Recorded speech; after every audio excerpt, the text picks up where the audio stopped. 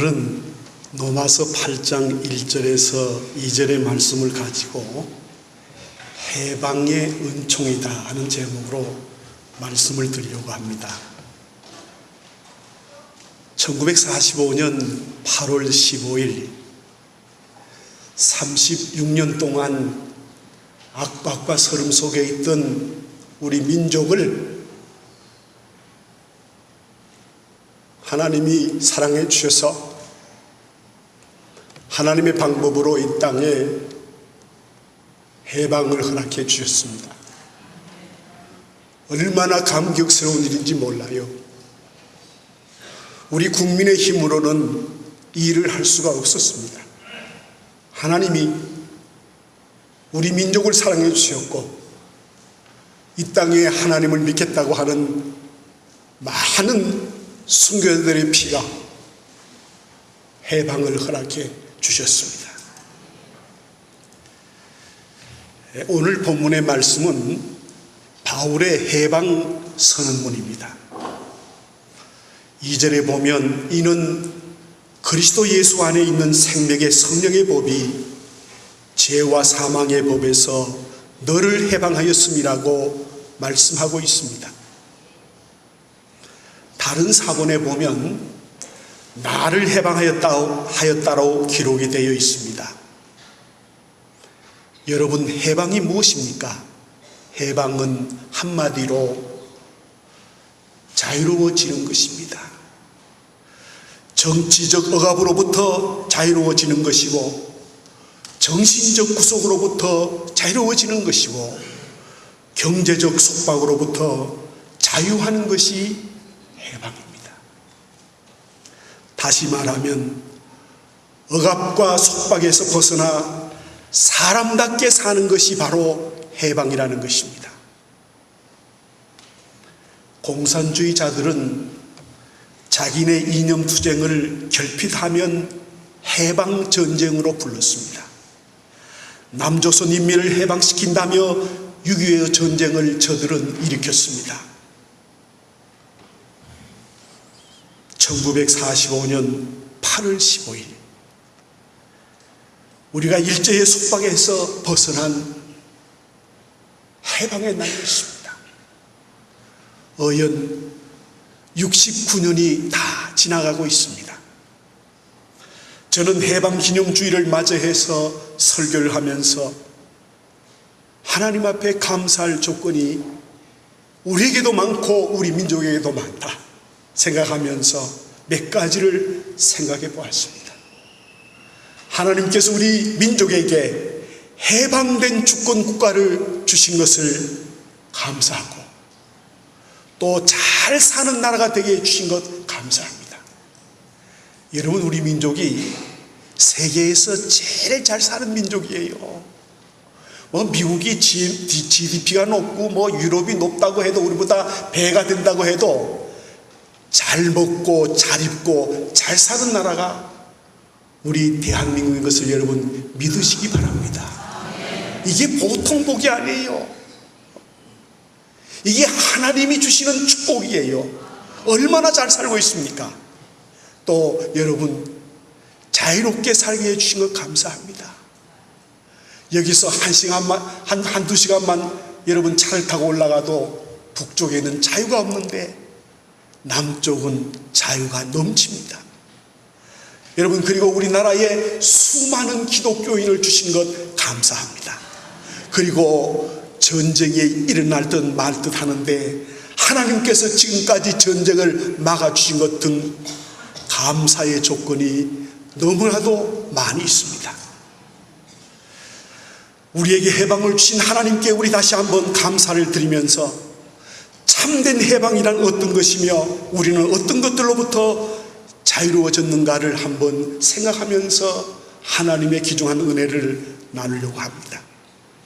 첫 번째로 저와 여러분은 죄와 죽음으로부터 해방되었습니다.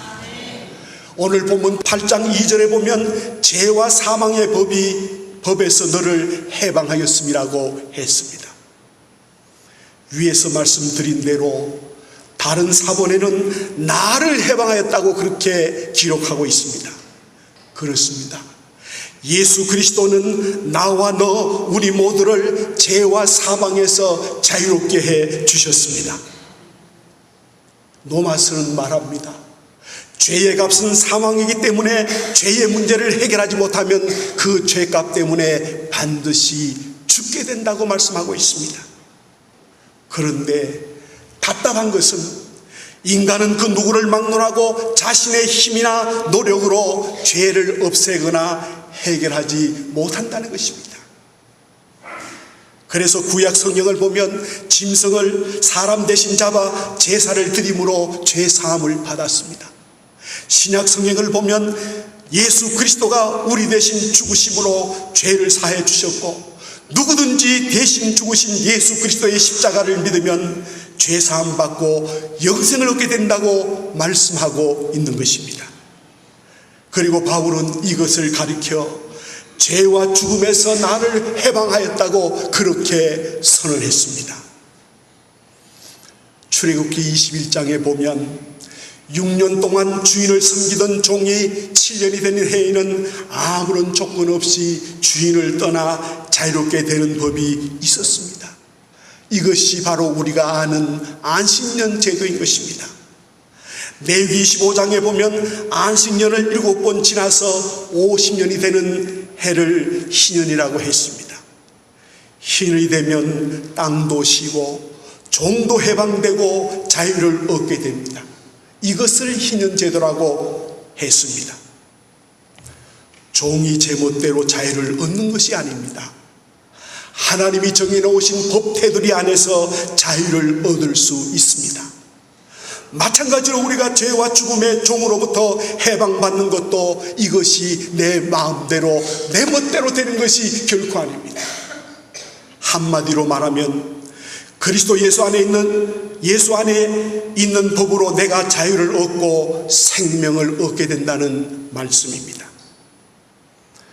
내가 죄를 짓고 내 멋대로 사는 것은 육신의 생각이지 성령의 생각은 아닙니다. 그래서 로마서 8장 5절에 보면 육신을 쫓는 자는 육신의 일을, 영을 쫓는 자는 영의 일을 생각한다고 말씀했고, 로마서 8장 6절에 보면 육신의 생각은 사망이요 영의 생각은 생명과 편안이라고 말씀하셨습니다.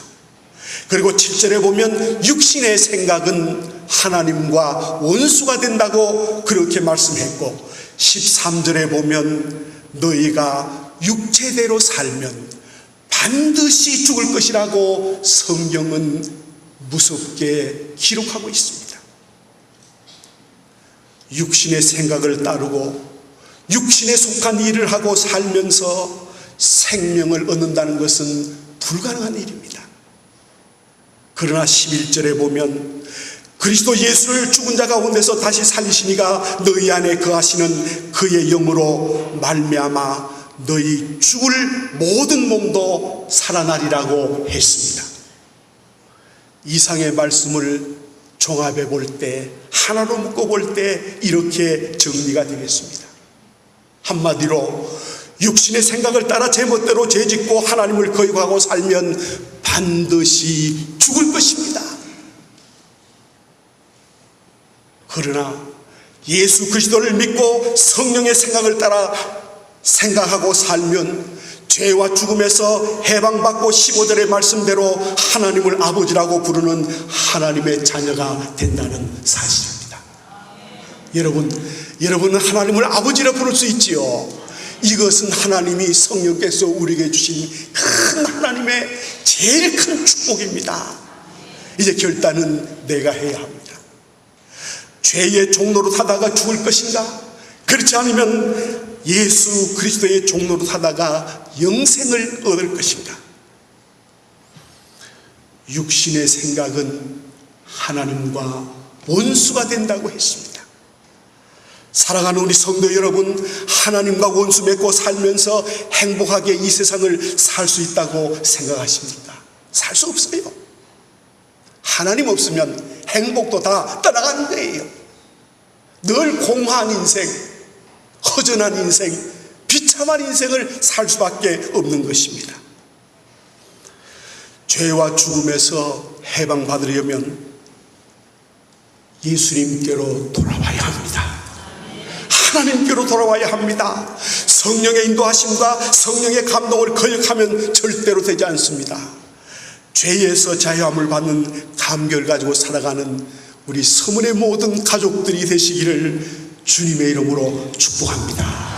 우리는 모든 죄에서 예수님의 십자가를 통해서 모든 죄에서 다 용서함을 받았습니다. 해방이 되었습니다. 십자가는 무엇입니까? 우리의 죄를 용서하는 표시가 바로 십자가인 것입니다. 그러므로 십자가를 통해서 우리의 모든 죄는 다 도말되었고 하나님께서 다 해결해 주신 것을 믿으시는 분은 아멘으로 하나님 앞에 영광을 돌리십시다. 아멘. 두 번째, 우리는 율법으로부터 해방을 받았습니다.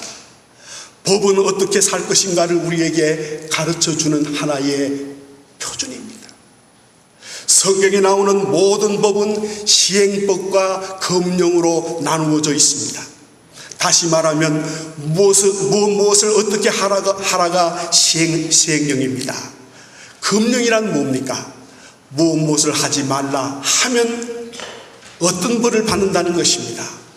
시행령은 적극적이고 금령은 소극적입니다.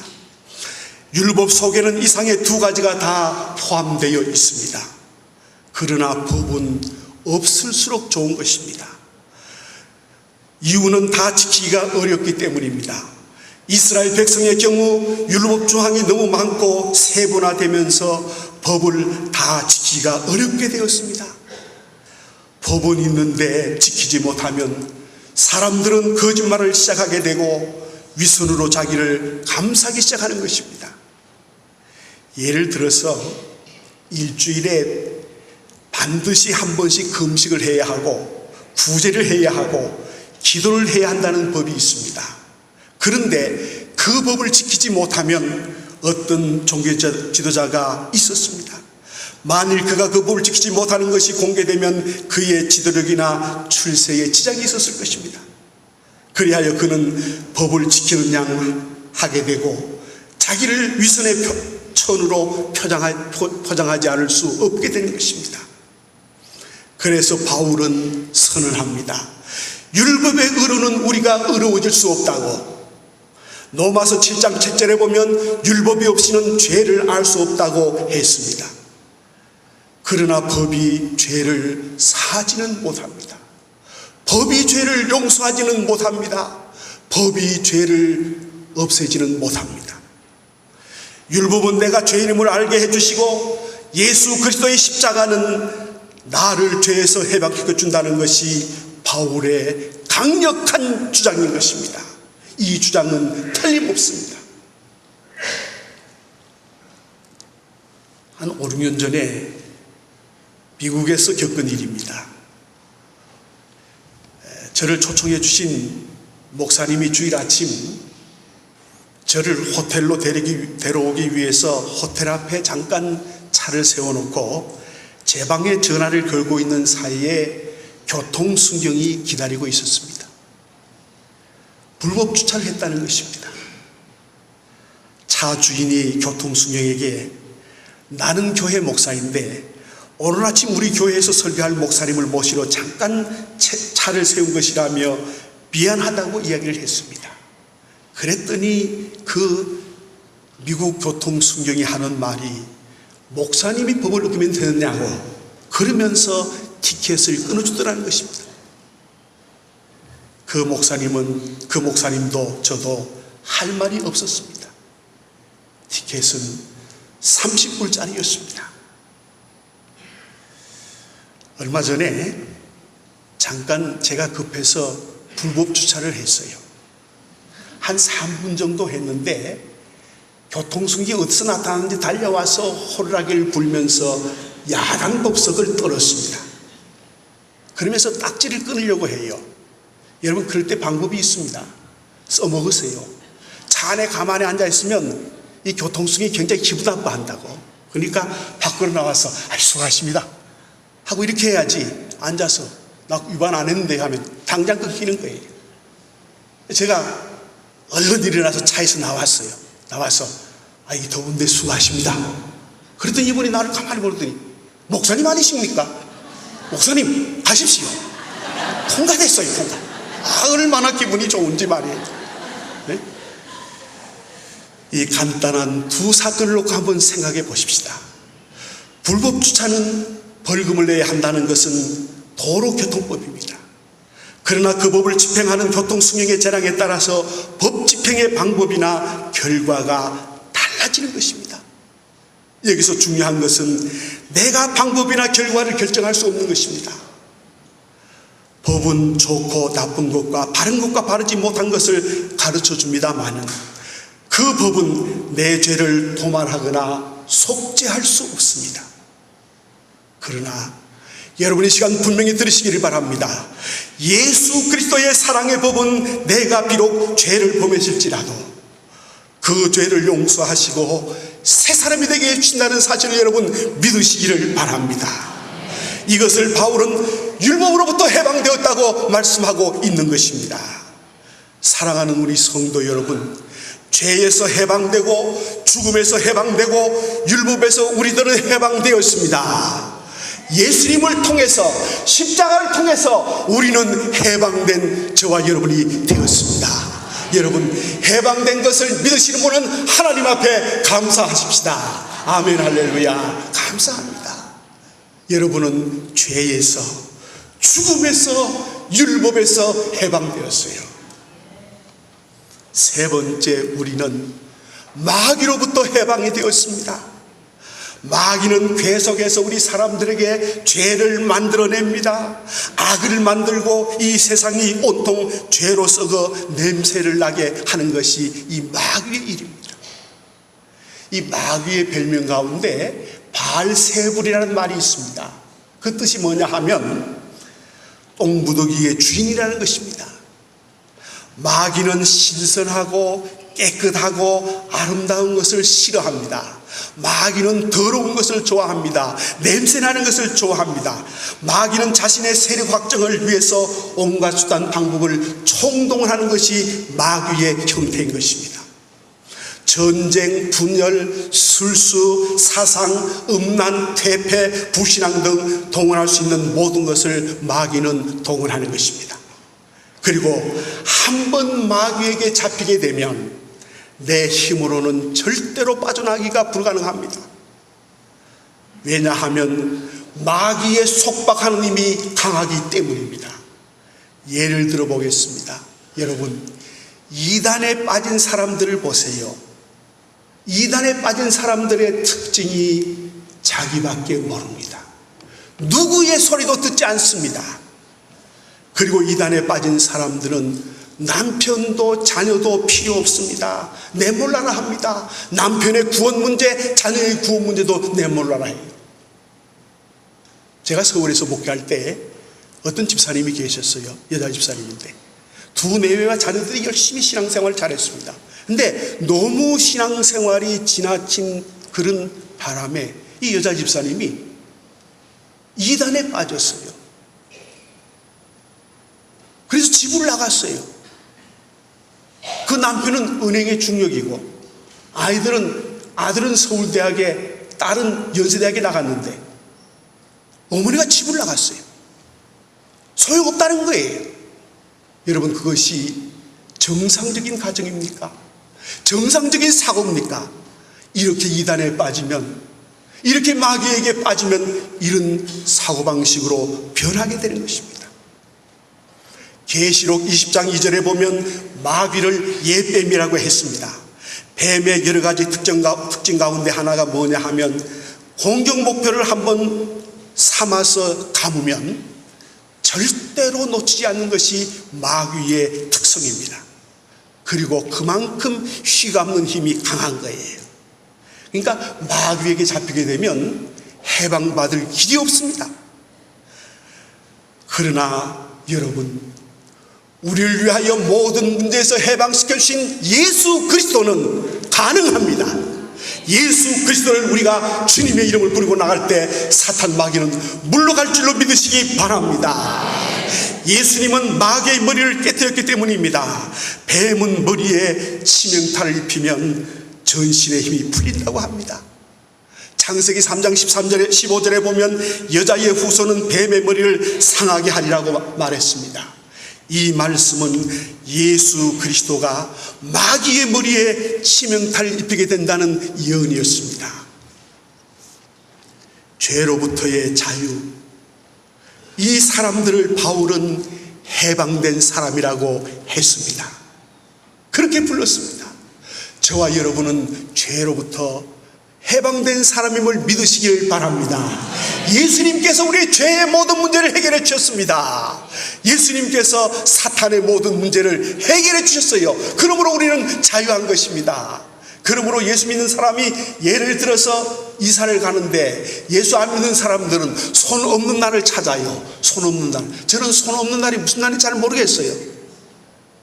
예수 믿는 사람들은 손 없는 날이 필요 없습니다. 그래서 봐서 날씨 좋으면 내가 정하는 거예요. 이게 해방이고 자유예요.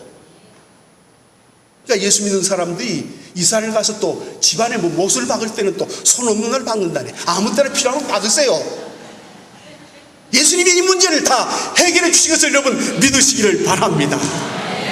우리는 이 시간 바울의 경고를 주목해 봐야 합니다. 갈라디아서 5장 1절에 보면 그리스도께서 우리로 자유케 하려고 자유를 주셨으니 그러므로 구색에 서서 다시는 종의 멍에를 매지 말라고 했습니다.